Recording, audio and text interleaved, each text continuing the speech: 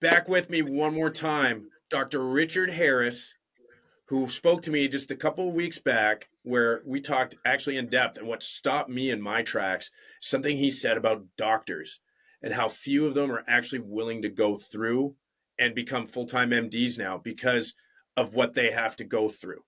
So, and as we all know in the news right now, Luigi Manzione, I believe, I can't remember how to pronounce his name, but his recent actions to unalive the CEO of United Healthcare has brought healthcare and its system to the forefront. And I can't think of anyone better to talk about this than Dr. Richard Harris. Welcome back. We're going to touch on everything from that, as well as how to keep America healthy. He's got some excellent points he's put out on his Instagram, and we're going to talk about them here. Welcome back, bro. How you doing? Thanks. Well, I'm doing fantastic. Thanks for having me back on the show. And it's sad that a tragedy happened because any loss of life is a tragedy. I'll never, celebrate loss of life, Right. right?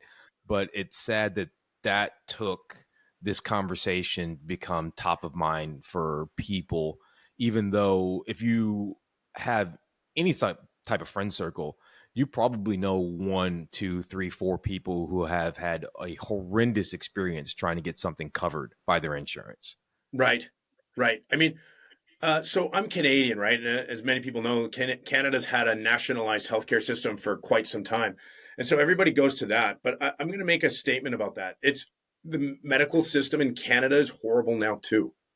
So this isn't just a private thing. And I want to talk about maybe why that is in general, but let's continue. So we've got this unfortunate incident. Many people are siding with him. Um, do you feel what's your take? Like, what do you think? Who's to blame here? Yeah, it's a horrible situation all around, right? Because you never want to celebrate the loss of life, but we are in a situation now where this is top of mind awareness for the entire country. And I think that it's been a slow and gradual decline, and insurance is not used for what it was originally meant for, right? Insurance is a risk pooling system. Right, So we all pay into a pool together. And when something catastrophic happens, instead of it bankrupting you, you withdraw from that pool, right? So it was meant for like car accidents or cancer or other types of accidents where, you acquire severe health statuses and then you'd pull out of that pool. It's sort of like auto insurance, right? You don't use your auto insurance when you go get an oil change or when you get a flat right, tire, right? You right. use it Great when you get in analogy. a car wreck, right? Yeah, And so now we have so much chronic disease that the per capita cost in the US for healthcare is about $13,000, up from 11,000 previously. So we can see that costs are increasing. And now insurance companies, they are not in service of the people, they're in service of their shareholders. So, right. in order to maximize shareholder value, you have to do one of two things, usually both. Number one, increase premiums, right? That's more revenue. And number So two, yeah, decrease increase the payouts, monthly cost. right? Increase the monthly cost and decrease the amount of stuff that you cover. That's how you increase your revenue as an insurance company. That's how you And make that's why money. we that's how they make money. And that's why we've gotten ourselves in this situation where people are just getting denied care, having to fight for care. You've got AI systems now automatically denying care. The peer referral thing is a complete joke. I've ordered stuff and I've gotten an orthopedic doctor on the phone. And I'm like, I'm sorry. I respect you and your surgical skills, but what the heck do you know about primary care? Right. And why do you, as an orthopedic doc, have the right to deny a primary care service when I saw the patient, I evaluated the patient, I'm following guidelines, and I'm ordering a test? Right. So it's a huge mess that's going to take a lot to untangle. But luckily, there's some things that we can do and the government can do to help us out of this mess.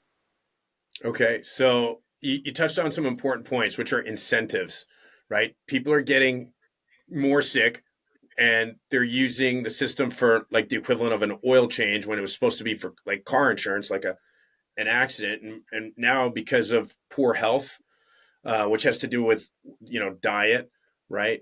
They're going to the system more and that's taxing the system. Meanwhile, we've privatized the system. So we've put the incentive to make money going to shareholders who just own stock in it. So they don't really care about the average person. All they care about is, did my stock make more money, right?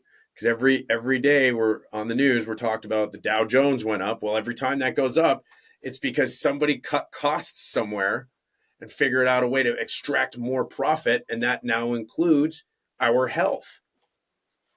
Am I getting it right? Yep. Yep. And I mean, these companies make a ton of money. So let's say third quarter of this year, 2024, Optum is United Healthcare Group's subsidiary for its insurance and covering lives and things like that. So this is a complicated system. United Healthcare Group is the umbrella company, and they have several companies underneath it. They have United Healthcare, which is their insurance arm. They have Optum, which basically United funnels money into Optum to cover the expenses and pay out. And they have Optum RX, which is their PBM. We can talk about what PBMs are and how messed up they are later. PBM So stands for pharmacy benefit manager. They're the people who negotiate rebates. So they're the middlemen between drug companies, so who makes the drugs, and then insurance companies who cover the drugs, and they gotcha, negotiate prices and things like that. But gotcha. Optum, the actual arm of United Healthcare Group, umbrella companies that actually is in charge of distributing payments and things like that for insurance, made $64 billion in the third quarter.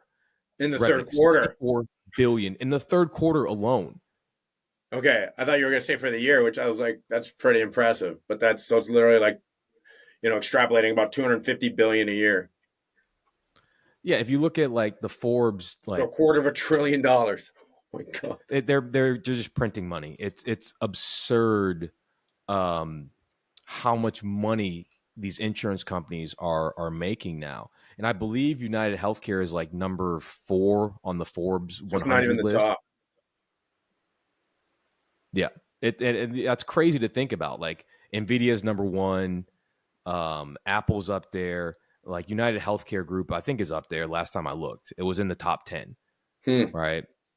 And they do that by denying people. Yes. So there's something called the medical loss ratio, and Yeah. it's essentially a law that was put in place to try to cap insurance profits at 15%. So they Okay. did that to say, hey, we know that you have to make a profit, right? You're a for-profit company, but we want to make sure you're incentivized to actually do your function and cover people's medical expenses. So they Right. created the medical loss ratio, which is supposed to cap net profit. So, how much money they make after they pay all their expenses, pay their people, taxes, all that stuff at 15%. Okay. But what they did was they figured out a loophole that, hey, if I offload this management to a subsidiary, I can get around that. So that's why your insurance is United Healthcare, but the group that actually manages the payments and paying physicians and things like that and coverage is Optum. So they get around that medical loss ratio. And I believe like I saw that Optum's net profit was like 35%. 30, Jeez. 35%, something like that. And it's enormous. And it's Right. a huge loophole that should be closed. Like the quickest thing the government could do, one of the quickest things to help us is strict enforcement of that medical loss ratio to make sure that they have to pay out up to a certain amount. We'd see an additional 20% in coverage. That's billions of dollars we're talking about in covering health expenses. Fascinating that they can, like you said, it's a loophole, and a guy like you, so like you're an MD and a pharmacologist, so you have a deep understanding of the system. And like I mentioned in the intro, I'll never forget what you told me. Most doctors don't even want to continue. How does it feel to be a doctor in this system?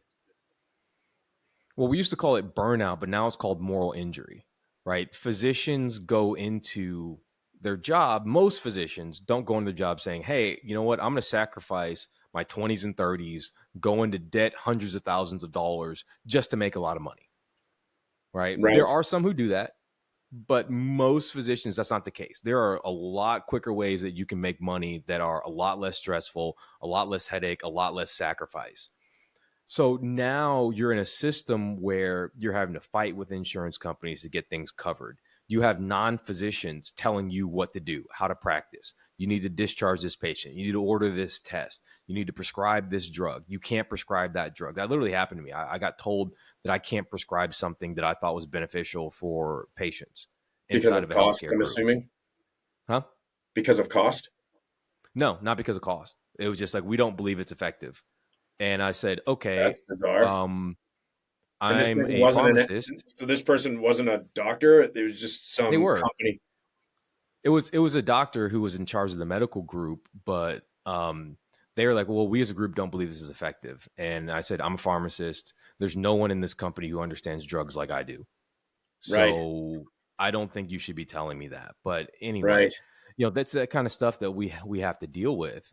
We have to see a ton of patients. I had 1,300 patients on my roster that I was in charge of when I was in primary care, and I was seeing Fascinating to me 25, because 30 patients a day.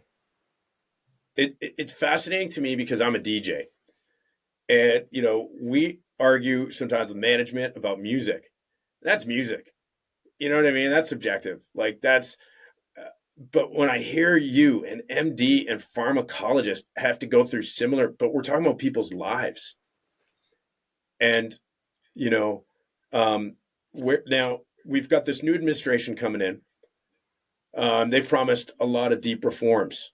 I saw your recent story. I'm going to pull it up here because you made some incredible points. Like, is there a way out of this? Like, do you see this as hopeless, or are you optimistic for the future? Are you optimistic with this new administration? I'm not hopeless, but if you look at typically what Trump has done in the past, he's favored big business and deregulation. So we need more regulation in certain areas of healthcare. And so I'm not optimistic that that's going to happen. I'm also not optimistic that the changes that they're talking about will make any real meaningful difference, right? But I also don't know if it's just clickbait, removing ingredients from, Right. XYZ, Kellogg's and all these companies that they're targeting. Like, is that really going to move the needle? Probably not, Exactly. They're unless, not. They're a distraction from actual meaningful stuff. I couldn't agree more. Like, is there something to some of the preservatives being used? Sure, but the deeper question is, we shouldn't be feeding our kids ultra processed stuff in the first place, not to the right? degree that they're eating, right? And Not to the degree 70% that of they're their eating. their diet shouldn't be ultra processed foods. And we've talked about that before. Like, one of the things we could do is more subsidies on fresh fruits and Right. produce, I'm going to bring these right? up here. Only 10% of Americans eat enough vegetables, 14% eat enough fruit. When we in studies, when you tax things like sugar sweetened beverages, like sugar sodas and stuff like that, people will consume less and they'll start Exactly. consuming more water. It's the same thing with incentives where you provide people with access to fruits and vegetables. They'll consume more, Right. right? So that's one Access is a thing that big we one. can. Access is a huge thing in affordability. Like, why ultra processed foods are so cheap is that we subsidize wheat, soy, and corn, right? Which are the three things that make up like the bulk of what the bases of ultra processed foods are. And Right. because they're So if anyone, subsidized, so not everyone might not know what subsidies mean. So okay, in case people wonder what that means is literally the government giving money to farmers, extra money for no other reason, but because this comes back since the Depression era.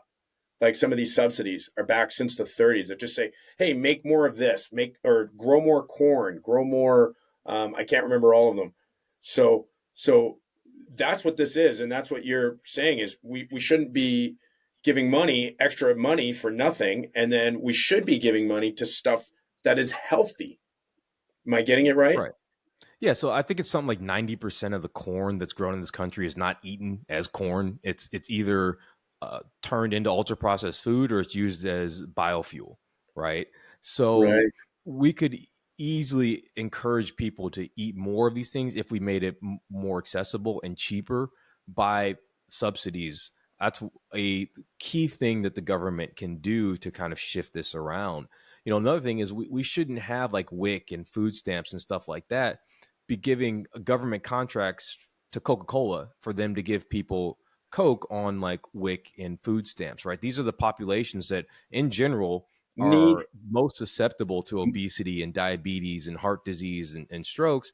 And now we're subsidizing them to get ultra processed foods, which we know are linked to all of these conditions when you overconsume them. So, again, it doesn't take a rocket scientist to figure out, we should probably do something different about this, but right. it's not being done. It's a lot of it's just awareness. You know what I mean? And this is part of why or a big reason why this is a passion project of mine. Your voice is so clear and so you make it pretty easy. Sometimes, like I said, I try to simplify the words sometimes because not everybody knows what all these things mean, and that's why it's important that we reach a wider audience and explain stuff like this, because it's not that hard of a concept. Most people just aren't aware of these subsidies. Like the government's been giving money for corn, like you said, it's not even going to consumption, right? Or in its original form. I'm just gonna look at your other points here. I love this one. So you want to ban private equity companies and hospital groups from owning medical facilities. Let me read this. Data is noisy, but points to increased costs and worse outcomes. Okay, so decipher that. So what does that mean? Yeah. So last time I looked at this, private equity owned about 30% of, or employed about 30% of all physicians in the So country. So, what's that? private So equity. private equity is like a private company. Right.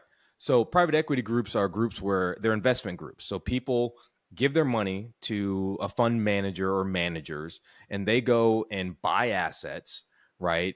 They want to appreciate those assets, and usually that's by cutting costs, right? Like stripping everything and then trying to increase revenue. And then they typically sell these in 5 to 7 years.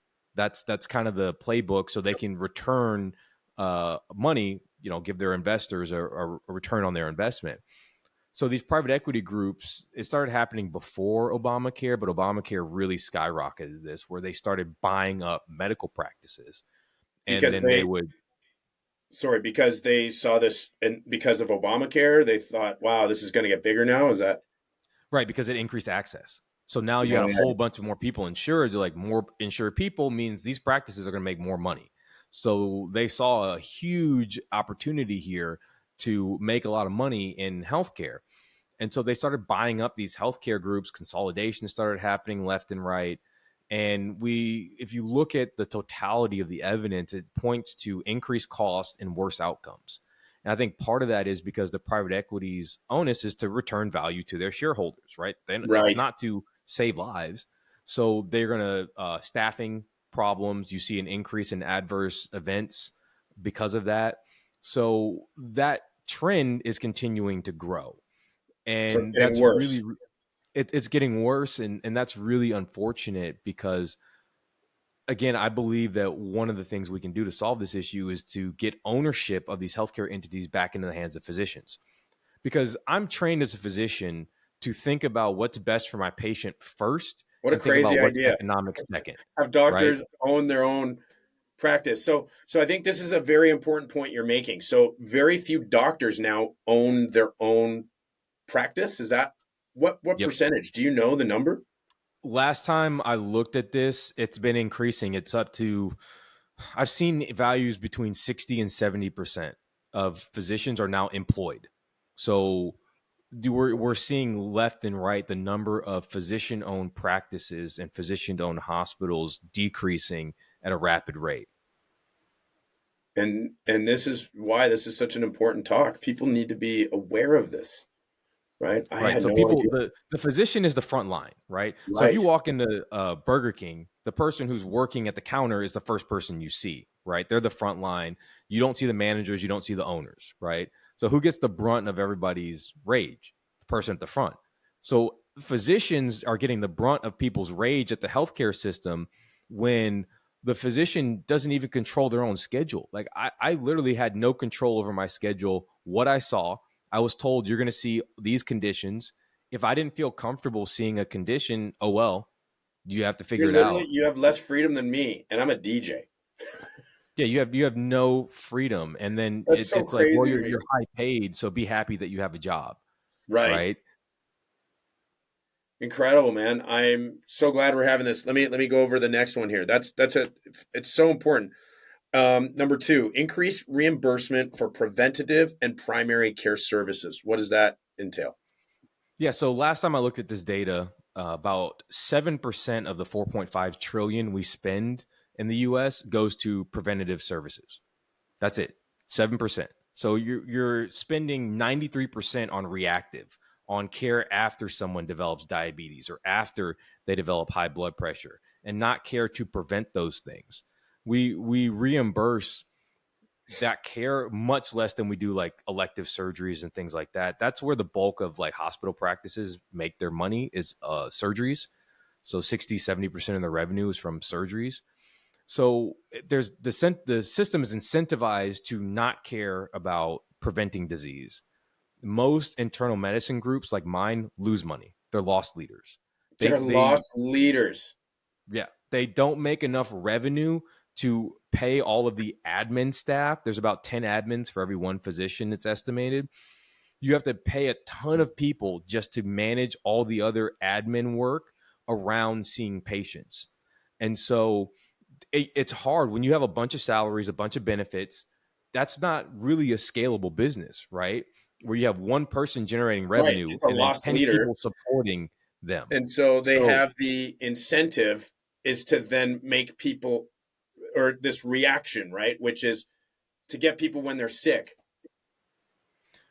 right. So in primary care, to make money in primary care, you have to own downstream services. So you have to own like an imaging center, you have to own a lab, you have to own specialty groups, right? So the loss leader, primary care, funnels you people to more profitable businesses that you own inside of that group, right?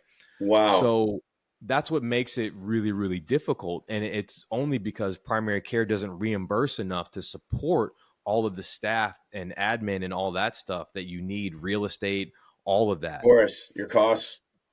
Yeah, all there's tons and tons of costs associated with people, having that many staff that you need to support that one physician. What fascinates me in general, there just seems to be a less appreciation of these details just in general. And I blame social media for everything, and I'm going to blame it for this. Everybody just thinks, I don't know if it's from watching TV or what. You're an MD and you're going to save lives, but that's why we need these conversations for people to understand these incentives. Because, like me, you have an economics background, right? So, like, you have a very keen understanding holistically of what needs to happen, and that's why it's so important. And so, back to the original question. So how do you increase the reimbursement? So basically, what you're saying is we need to prevent these things from happening in the first place, right? And how do we do Right. that? Yeah. So we should pay primary care physicians more so that they are incentivized to help keep people healthy, and you're incentivized to be the best and the brightest of physicians to go into primary care, right? Because going to specialize, let's say I'm internal medicine and I want to go be a cardiologist, I can go double or triple my salary in 3 years of further study. There's no other career on Double the planet where you could double or triple your salary in three in more 3 years. years Yeah. Plus, you've already got hundreds of thousands of dollars of debt, right? At 7-8%. Graduate school loans are higher than your undergraduate school loans. So you're financially incentivized to go specialize. So now we have less people going into internal medicine. The reimbursement keeps going down. I think Medicare and all the insurance companies kind of follow Medicare about how they're going to reimburse things. The proposal is like a 2.8%, I think, rate cut again. So we're going to pay primary care physicians even less next year. What a fascinating, and again, without being an MD, I would have no idea, right? And like you Mm-hmm. said, so everybody's incentivized to specialize without and really so here's a weird. I remember in our last talk, I brought something up that I think could be a game changer, which I think is the front line to me could be personal trainers, right? Why not train personal trainers? Why not subsidize this? We talked about subsidizing gyms, right? To see a personal trainer is pretty pricey, right? But why not subsidize communal health? Why not create some type of a role where we've got this sort of communal personal trainer who, well, I mean, we have fitness instructors, right? These people teach 30, 40 people. Why not provide them with free medical training, right? So they're not susceptible to these bad influencers that are sometimes teaching great stuff, sometimes teaching horrible stuff, right? So instead, why don't we certify them? And so they're the front line. It's not the primary care doctor anymore. And they're able to say, hey, and they're able to go to a doctor then and say, hey, I've got these people here that are potentially susceptible to this. So instead of by the time they get to a doctor, it's going to be way worse, right? I don't know. What are your thoughts on something like that?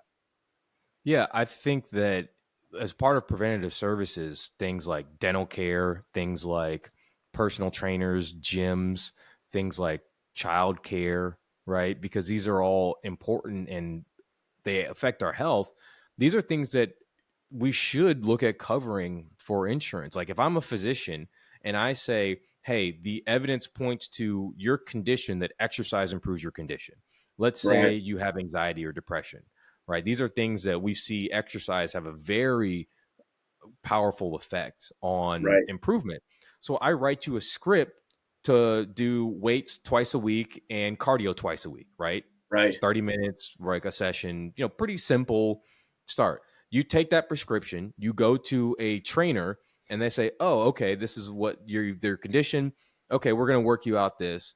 And then your insurance covers it because that's an evidence-based solution. I can pull up trial after trial after trial after trial showing that this improves outcomes in that condition.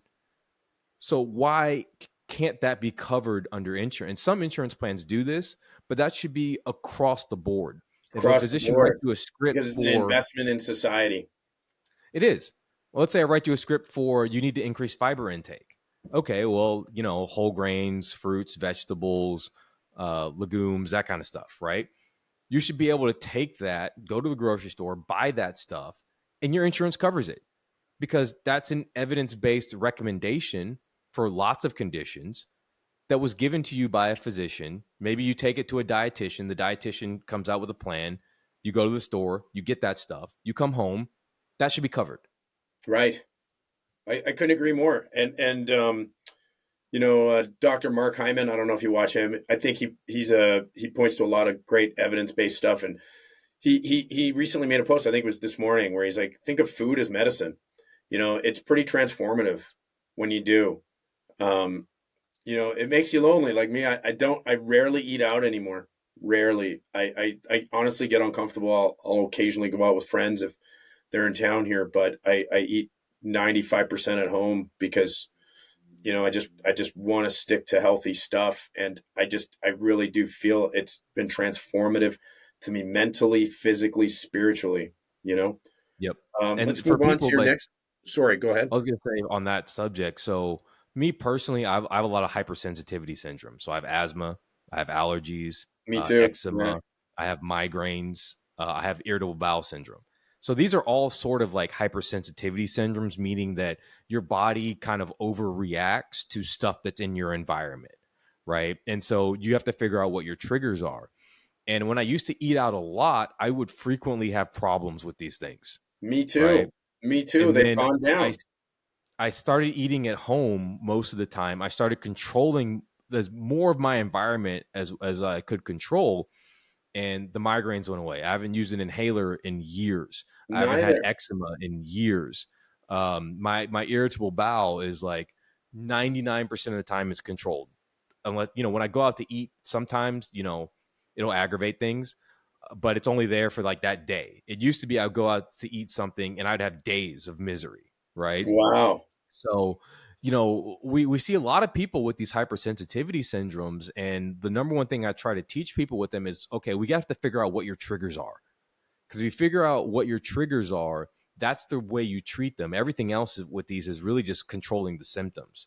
Remove the triggers, and then you help with the disease. Right. Right. And I couldn't agree more. For me, it seems to be, you heard a lot about gluten. I think there's something to grains. I avoid them. For me, my diet, legumes, seeds, that's primary, I avoid starches and sugar and processed stuff, and it's done wonders for me. Yeah, I can't Let's have too much like simple sugars. That Me too. bothers me. Grains used to bother me, and I cut them back for a long time, and then I slowly started reintroducing grains, and now I can Mhm. tolerate them a lot better. Great. And Yeah. that's mainly like whole oats and quinoa and stuff like that. Like, I even if avoid I can get, those. I yeah, find those some put people, on weight for me. some people like, you can, again, hypersensitivity syndromes, right? Like, Yeah, there are some people who, though, most of this, if you look at studies on whole grains, there's beneficial outcomes, but that doesn't necessarily mean that it's going to react with you and your physiology in a certain exactly. way. Everybody's different, and so it's contextual, and that's what I think is lost in some studies sometimes too. And that's why, it's down to you as an individual. And I think this is where AI and DNA tests going forward will be transformative for human health, right? So this is one of those areas where I think there is hope. I want to Let's see. So programs to increase health literacy. We kind of talked about that already. Um, Decrease subsidies to corn, wheat, and soy. We talked about that. Increase taxes on alcohol and tobacco. This is something Canada does, and I actually really agree with. I hope no one in the nightclub industry heard me just say that, because I'm going to be canceled if I say that. But that is something now in my old age I actually think is a good thing. Yeah, I mean, the alcohol is a huge problem here in the US. Alcohol sales went through the roof. You get a celebrity backing your alcohol company, it can be worth hundreds of millions of dollars in like a year, which is Right. absurd, right? We have a big alcohol problem here in the US, and it's something that people are kind of just sweeping under the rug. I want to develop. I'm big into supplements, as you know. I'm gonna come to you, man.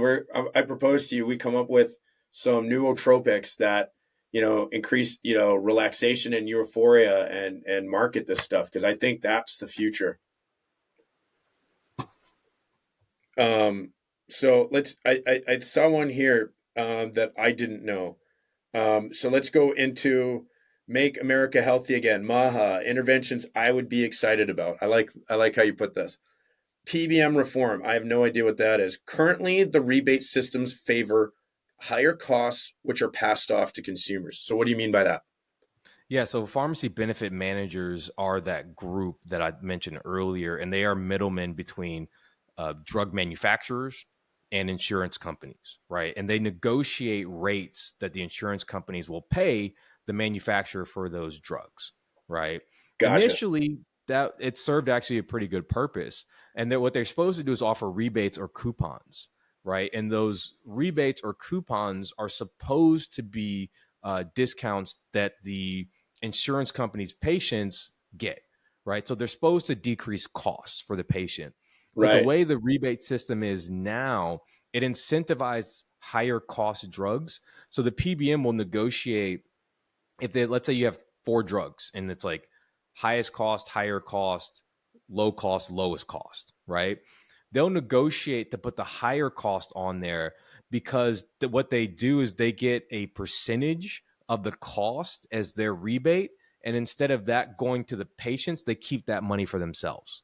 God, it's like capitalism at its worst, right? Like, Yeah, yeah. Capitalism's a great system when you're not greedy, right? yeah. Well, So just I've dived deep into this, and we can see the breakdown of America as we know it from the late '60s, and you can trace it to one guy, Milton Friedman. Milton He came up Friedman, with this whole. shareholder value.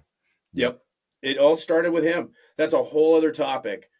I think we could, like, you are qualified to have this conversation with me. And if people realize just how destructive these forces were, and then, you saw these libertarian think tanks, made this nuclear, spread into all our education systems. I remember even me getting my economics education in Canada. All my professors were pro, free market everything. They were all pro Friedman. He was the god, right? Because we went full Friedman with Reagan and Thatcher, right? And it slowly started dismantle society, and you can see it. Not just You see everything being commoditized. Everything is a transaction now, and everything is being slowly stripped of its essence. Society, economics, politically, we're seeing these stripping down of these rules and regulations, and they're having enormous spin-off effects that we didn't expect. And it's going to take years and years, if not decades, to fix. And first off, we have to have more people understand this, and that's why we're having these talks, right? Mm-hmm.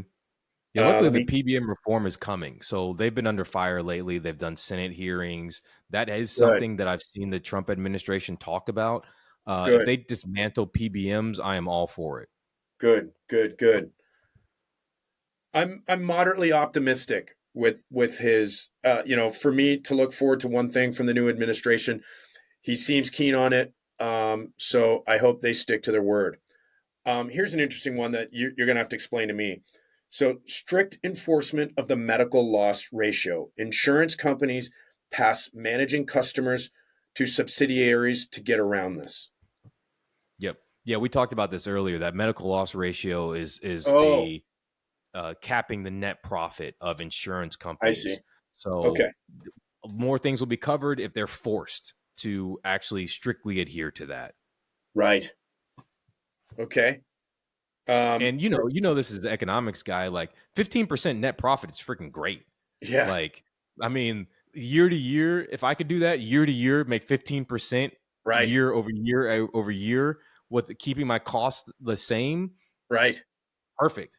Incredible. Right. And that's the Yeah. problem is the average. And how are they doing that? By denying claims, and yet we're all getting collectively sicker and the claims are getting collectively denied more. Right. Yep. What about this one? Have we covered this? Prohibiting the AMA from charging licensing fees for use of CPT codes for medical billing. Yep. So this is absurd, and most people don't even know this. I used to contribute to the AMA out of school because I thought they actually What is lobbied the for AMA? doctors. Just for anyone who doesn't American know. Medical Association. It's like the group that's supposed to lobby on the interests of doctors, right? Okay. They own, and I don't know how this happened, but they own the patent on CPT codes. CPT codes are the billing codes we use for outpatient medicine. So let's say you go see a doctor, they do certain things. There's a code tied to what they do that goes to the insurance company, and you're reimbursed a certain amount per whatever that code is. You pay a licensing fee to the AMA to use those codes. If you are contracted with insurance and you use CPT codes, you pay the AMA for that. It makes absolutely no sense. Again, this is one of those things that's driving up costs and providing no value to anybody unless you are on the AMA. I was gonna say, yeah, except for those guys. They get to buy another car every year. Yeah, I think it's something like 40 or 50% of their revenue comes from that. So it's a massive amount of the AMA's revenue comes from CPT codes and So we're licensing talking those hundreds out. of probably billions. Yeah, I'm not sure how much, but I know it was last time I looked at this, it was about 40% of their revenue. So a lot of physicians like me are extremely upset about the AMA. They are not representing the best interests of physicians. They're representing the best interests of their corporate partners. So ultimately, we've got to get corporate out of the doctor game as much as. Is there a role for corporate? Yeah, if the corporation's owned by physicians. So let's say if you have a group of 150 physicians who own a medical system, and each physician is an owner in that system. That's perfectly fine. That's what happens with Right, because lawyers, now you've right? incentivized doctors to, like you said, people that have invested years and years, tons of money that Hmm. actually care about people and not Right, about because the. you're And seeing people every day. Like it's hard to turn into a greedy SOB when like you're seeing people in the pain and suffering and trying to help them, man, you right? just nailed it. You just nailed it. I've thought about this quote so many times. You're familiar with Adam Smith, I'm sure, Hmm. and he wrote The Wealth of Nations. And he's the most misunderstood genius in world history. He's both misunderstood by capitalists and socialists because the truth is he was both. A lot of people don't realize that. So he believed in market forces only to the limit that it benefits humanity. That's it. Mm-hmm. Mm-hmm. The way the way he's championed by capitalists now is an entirely misinterpreted Adam Smith. And he wrote 2 books, The Theory of Moral Sentiments. He goes deeply into this. It's, in my opinion, his better book. But it sums it up to me like this. In his book, and I'm going to screw up the quote a little bit. He talks about it is not through you know what? I better look it up. I want to get it right because it's a great quote, and I have an antidote to it.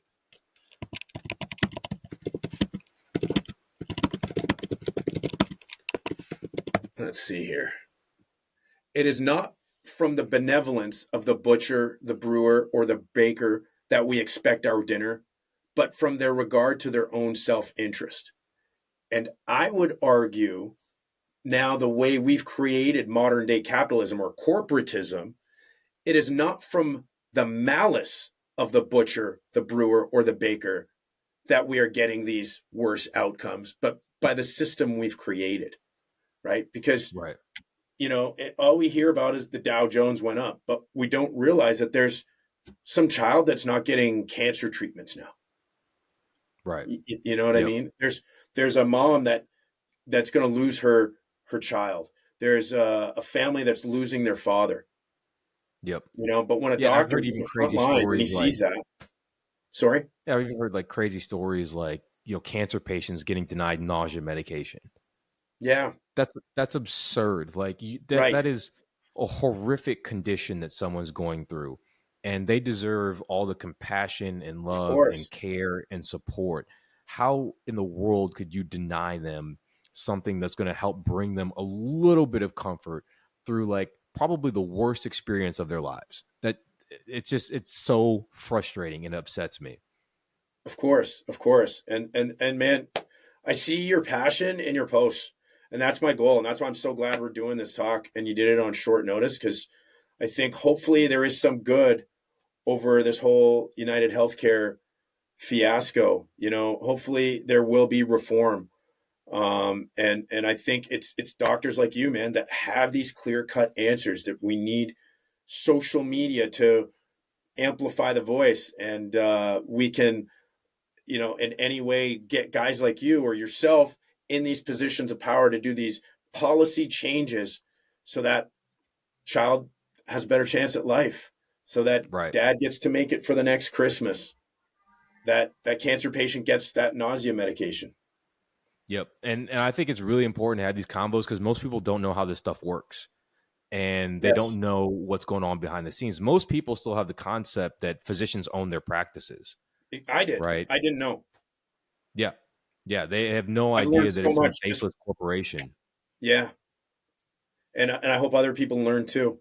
I Hmm. hope someone can do this for the Canadian system, because the Canadian system has many faults now, and they're in need of a lot of reform as well. I believe the ultimate is what you said, is that we need to humanize the interaction, and we need to reform health. These things go Hmm. hand in hand. Absolutely. So thanks for joining me, man. For real, pleasure, honor. We're gonna get this out ASAP. All right. Thanks for having me. You got it, man.